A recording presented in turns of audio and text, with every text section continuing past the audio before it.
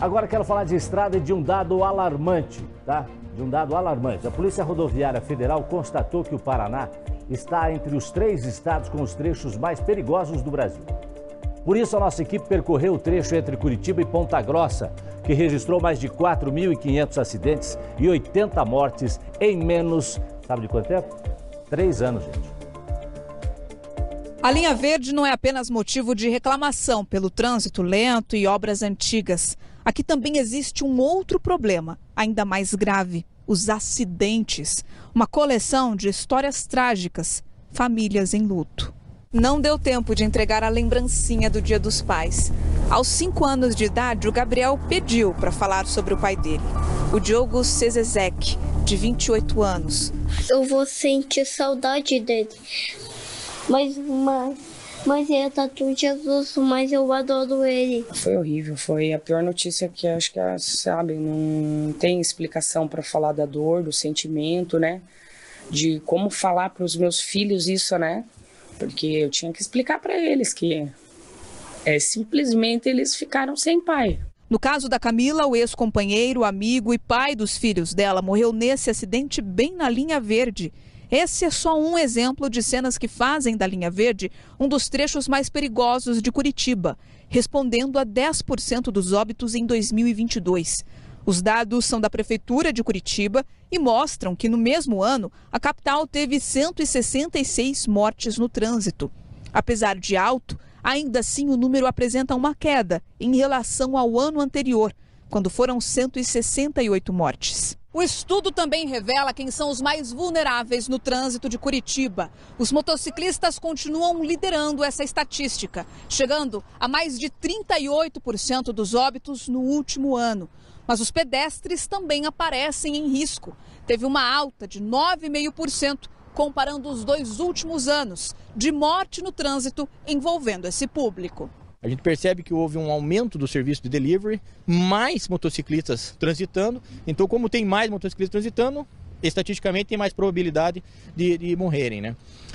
Na questão dos pedestres, né? Temos vários aspectos também. Pedestres atravessando fora da faixa, que não é o local mais seguro.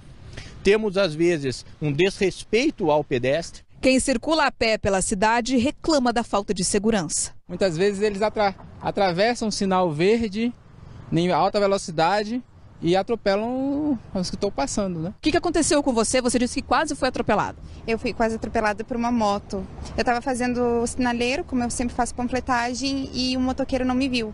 Já aconteceu também em caso de outra amiga minha ser atropelada e pegou trauma depois. Quase já aconteceu comigo, mas graças a Deus não eu consegui sair antes, assim. Tava tentando atravessar a rua, aí veio o rapaz, furou o vermelho assim, quase me acertou. Nas motos, quem usa o veículo para trabalho percebe que todos têm um pouco de responsabilidade nisso. Maior causa de acidente é imprudência, né?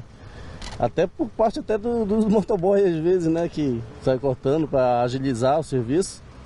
Mas em tempo de chuva também, o caos no trânsito, né? Parece que a pessoa esquece de como é que dirige, né? O excesso de velocidade e o uso de celular ainda são apontados como fatores de risco. O que a senhora observa hoje que faz com que o trânsito ocorra tantas mortes, seja tão violento?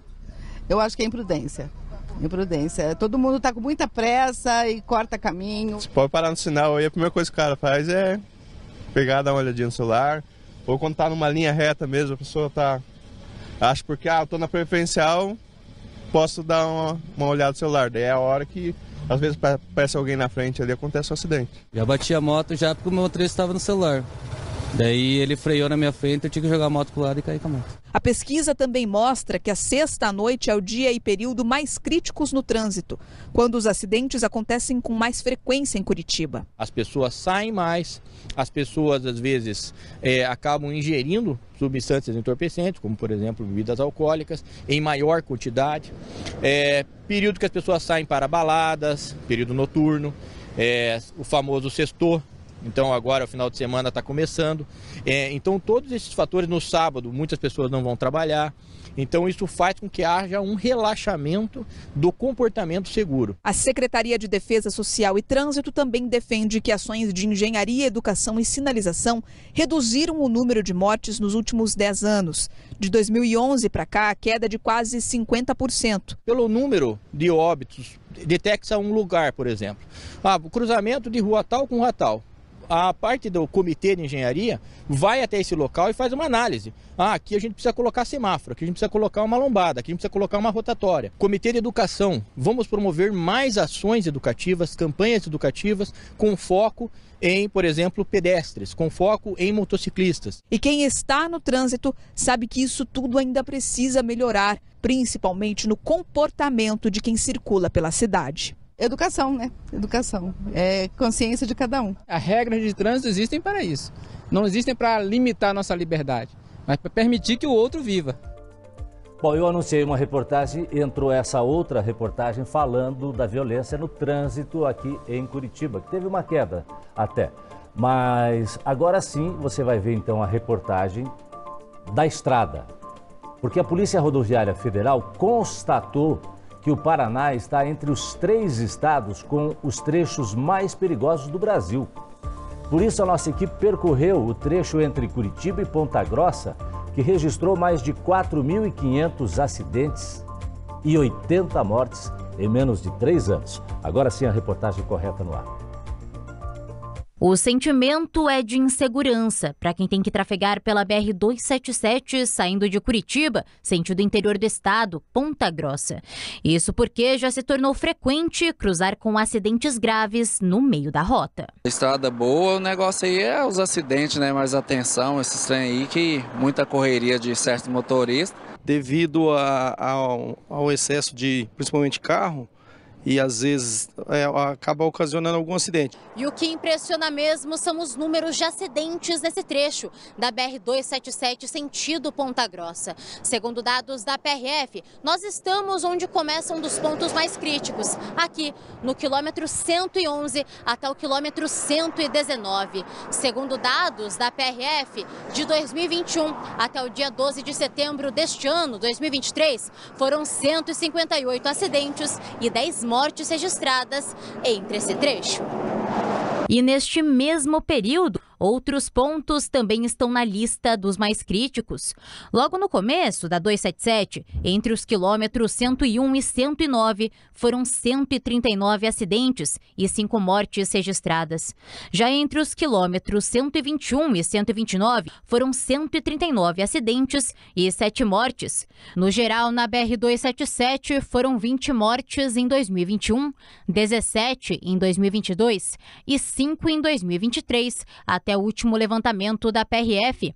Porém, os óbitos em decorrência do engavetamento não foram levados em consideração, pois ainda estão em análise. Muitos acidentes e várias imprudências aí durante esse trajeto todo aí é muito complicado, na verdade, né? E não é só o Giovanni que pensa dessa forma. A Gislaine, que passa pela estrada diariamente, já sai de casa com receio. Para tudo, para dos dois lados, acaba tendo, nós ficamos em fila mais de hora. Passando pelo posto da Polícia Rodoviária, a BR-277 vira 376. E é nesse trecho que outros dados da própria Polícia Rodoviária Federal também chamam a atenção.